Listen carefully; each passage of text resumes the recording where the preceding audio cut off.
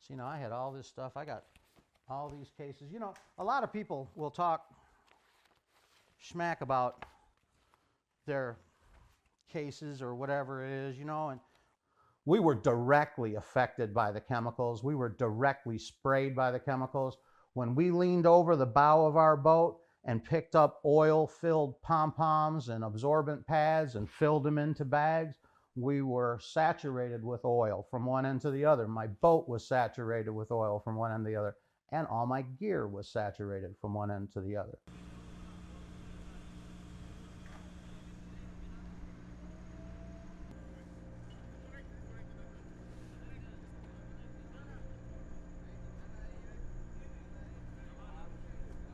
We were told by BP that it was as safe as Dawn dish soap.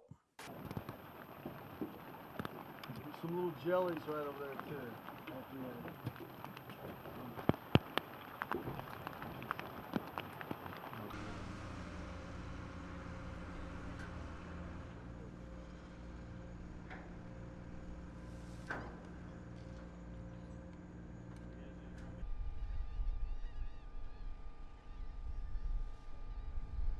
I've been diagnosed with chemically induced asthma.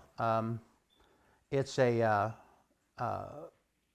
very difficult thing to see from the outside, but it causes my oxygen level to be right around 80, 81, into the 70s at night.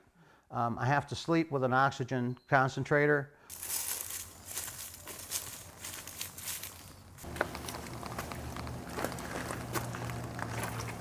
It feels like you have a real heavy chest at times. Breathing gets difficult. It's kind of like you have a cold all the time.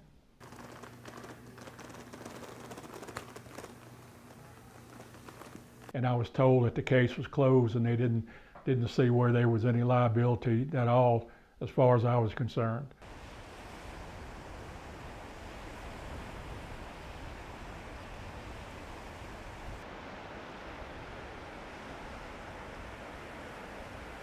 Prior that I cannot. Under the confidentiality or further back?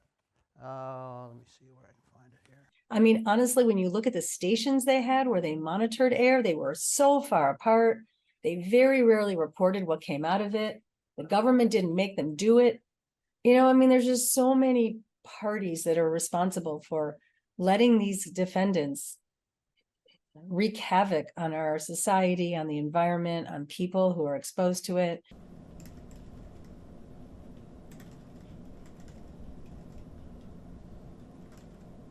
To the extent that these dispersants were being used for environmental cleanup, and you want to encourage environmental cleanup, this will encourage defendants to use them more often because they won't be subject to liability.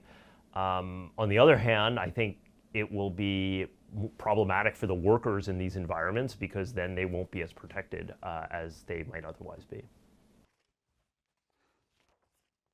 Now it goes up to 8 pages now. And this is all the stuff I